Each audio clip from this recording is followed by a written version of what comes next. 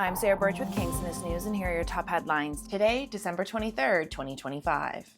Just before the clock turned over to Monday, December 22nd, alarms at fire stations rang out as Kingston Fire and Rescue dispatched crews and apparatus from across the city, all destined for the downtown core.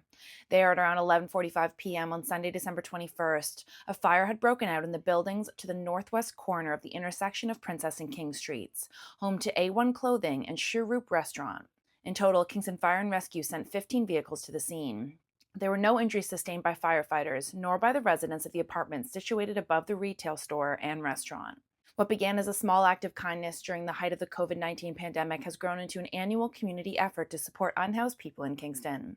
Inspired by her daughter Jaedyn's compassion for those living on the streets while she underwent cancer treatment, Joanne Tyle White and her family now carry out Jaedyn's wish each year on the anniversary of Jaedyn's death.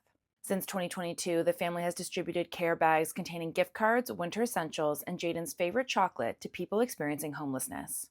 This year, the initiative contributed more than $6,700 and created over 200 bags. Read more at kingstonist.com.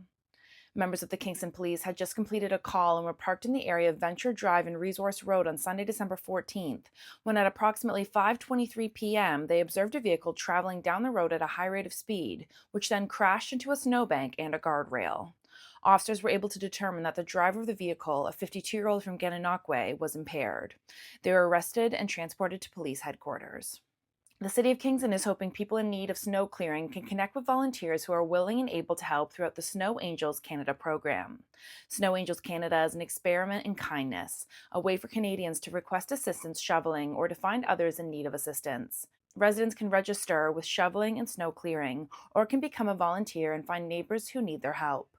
Learn more on the city's website. From grocery stores to boutique shops and after-hour clinics and pharmacies, it seems everyone is trying to get things done ahead of scheduled changes for businesses and organizations to allow those employees to spend some time with their families and friends for the Christmas season. With that in mind, Kingstonist has compiled all of the information we think might come in handy for you over the holiday week. For more on these stories and other local news, visit kingstonist.com. Use my code SarahB2025 for 10% off.